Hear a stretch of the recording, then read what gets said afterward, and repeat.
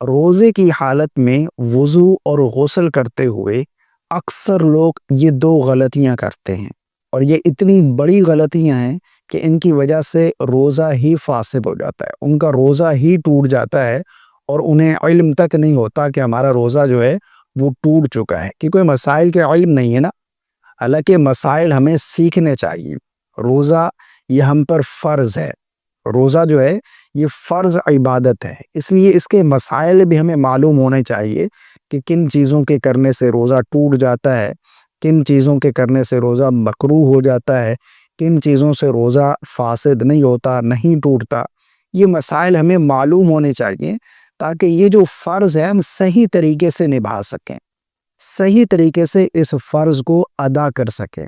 بہت سارے لوگ مسائل نہیں جانتے۔ اب جس طرح کے وضو اور غسل کرتے ہوئے اکثر لوگ یہ غلطی کر جاتے ہیں، انہیں علم ہی نہیں ہے کہ روزے کی حالت میں اگر ہم وضو کر رہے ہیں تو ہمیں ان غلطیوں سے بچنا ہے کہ کہیں ہمارا روزہ ٹوٹ نہ جائے، اور اکثر لوگ اپنا روزہ توڑ بیٹھتے ہیں، انہیں علم تک نہیں ہوتا کہ ہمارا روزہ جو ہے وہ ٹوٹ چکا ہے۔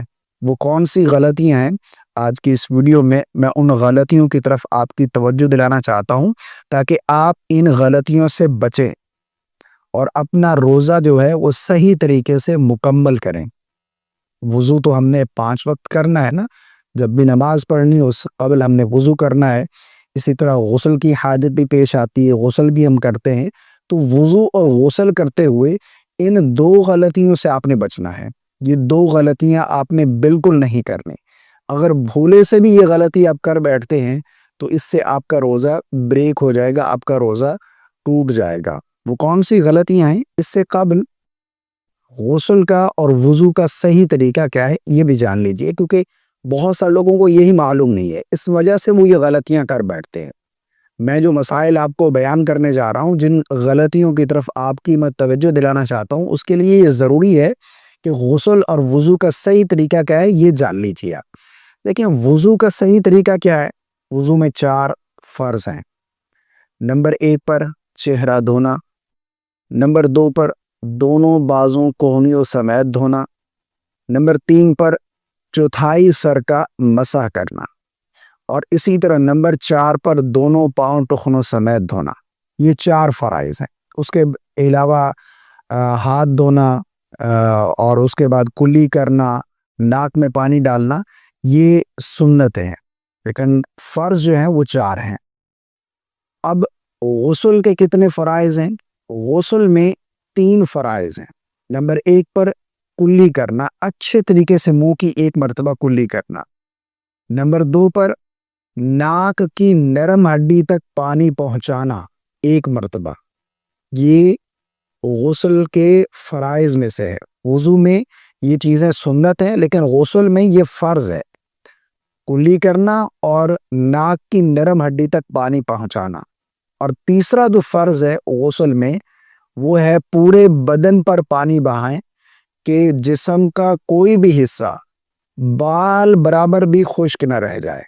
اگر بال برابر بھی جسم کا کوئی حصہ خشک رہ گیا تو آپ کا غسل نہیں ہوگا، آپ کو طہارت حاصل نہیں ہوگی۔ اگر آپ جنوبی تھے تو آپ اسی طرح ناپاک ہی رہیں گے، آپ کو طہارت حاصل نہیں ہوگی۔ پورے بدن پر پانی بہا لے، کوئی بھی جسم کا حصہ خشک نہ رہ گئے، جس طرح کہ ناف میں پانی ڈالے اچھے طریقے سے۔ اسی طرح اگر بیٹھ کر غسل کر رہے ہیں تو گھٹنوں کے اندرلی سائڈ جو بیک سائڈ ہے وہاں پر آنگیں کھول کر پانی ڈالیں تاکہ وہ جگہ بھی تر ہو جائے۔ اسی طرح بغلوں کو اچھی طرح دیکھ لیں کہ ان میں خشکی نہ رہ جائے۔ تو یہ چیزیں آپ نے نوٹ کرنی ہے، ٹھیک ہے نا۔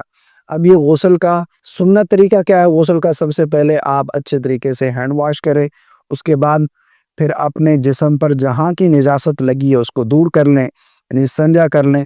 اس کے بعد اچھے طریقے سے پھر دوبارہ ہاتھ دھوئیں، کلی کریں، اس کے بعد ناک میں پانی ڈالیں۔ اس کے بعد پھر نماز سے جس طرح وضو کیا جاتا ہے نماز سے پہلے کلی کرنا، ناک میں پانی ڈالنا، اور اسی طرح چہرہ دھونا، دونوں بازو دھونا، مسح کرنا اور پاؤں دھونا۔ اس کے بعد پھر آپ 3 مرتبہ رائٹ اور 3 مرتبہ لیفٹ اور پھر 3 مرتبہ اوپر سے پانی ڈالیں گے، پورے بدن پر پانی بہا لیں گے، جسم کا کوئی حصہ خشک نہ رہ جائے. یہ سنت طریقہ ہے. لیکن اگر کوئی فرض ہی ادا کر لیتا ہے، یعنی اگر آپ فرض ادا کر لیتے ہیں، کلی کرنا، ناک میں پانی ڈالنا اور پورے بدن پر پانی بہانا، تو آپ کا غسل ہو جائے گا. اب اس لیے جب آپ سنت طریقے سے کر رہے ہیں، یعنی غسل سے پہلے وضو کر رہے ہیں، تو اس میں کلی کرتے ہوئے اس چیز کا خیال کرنا ہے کہ آپ نے کلی اچھے طریقے سے کرنی ہے. اگر آپ کی کلی صحیح نہیں ہوئی تو آپ کا غسل نہیں ہوگا، کیونکہ کلی جو ہے یہ غسل میں فرض ہے. ناک کی نرم ہڈی تک پانی پہنچانا یہ بھی فرض ہے.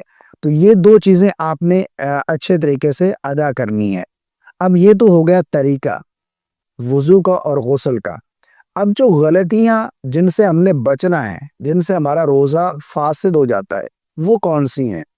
بہت سارے لوگوں کو دیکھا جاتا ہے کہ وہ جب وضو کرتے ہیں نا، مساجد میں وضو خانے میں چلے جائیں تو وہاں پر دیکھا جاتا ہے کہ وہ روزے کی حالت میں پانی لیں گے، منہ بھر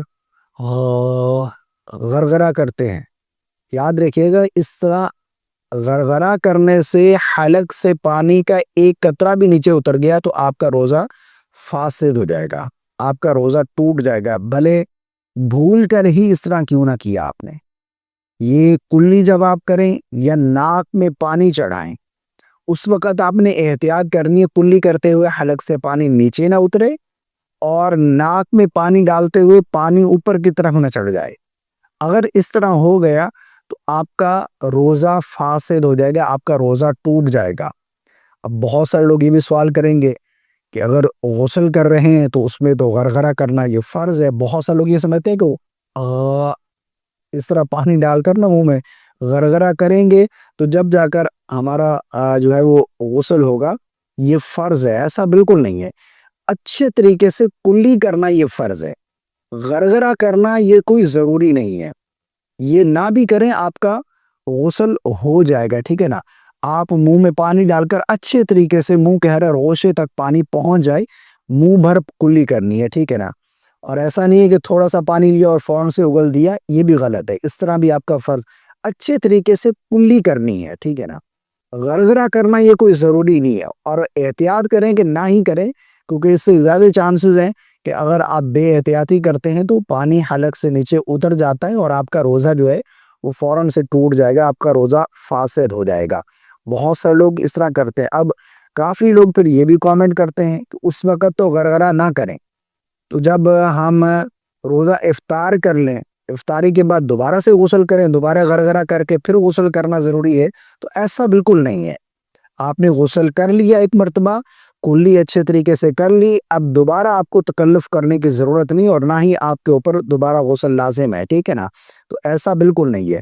تو یہ جو دو غلطیاں ہیں، کلی کرتے ہوئے یا ناک میں پانی چڑھاتے ہوئے، وضو کرتے ہوئے یا پھر غسل کرتے ہوئے، روزے کی حالت میں ان دو چیزوں میں احتیاط کرنی ہے کہ پانی حلق سے نیچے نہ اتر جائے. ایک شخص ہے وہ کہتا ہے غلطی سے ہو گیا، اس طرح میں کرنا نہیں چاہ رہا تھا لیکن غلطی سے ہو گیا. غلطی سے بھی ہو جائے گا تو آپ کا روزہ ٹوٹ جائے گا، آپ کا روزہ فاسد ہو جائے گا، ٹھیک ہے نا. اگر آپ کو روزہ یاد تھا، اگر روزہ یاد نہیں ہے تو پھر تو نہیں ٹوٹے گا. اگر روزہ یاد تھا اور کلی کرتے ہوئے پانی حلق سے نیچے اتر گیا یا ناک کے پانی چڑھاتے ہوئے اوپر چڑھ گیا تو اس طرح آپ کا روزہ فاسد ہو جائے گا، آپ کا روزہ ٹوٹ جائے گا.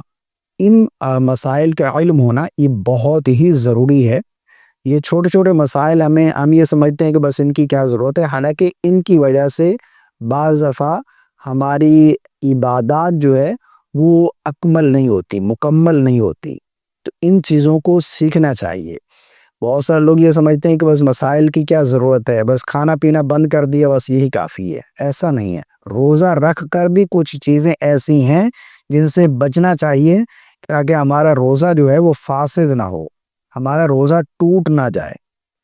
مجھے امید ہے آپ کو میری بات سمجھ آ گئی ہوگی. اللہ تعالی ہم سب کو سمجھ کی توفیق عطا فرمائے.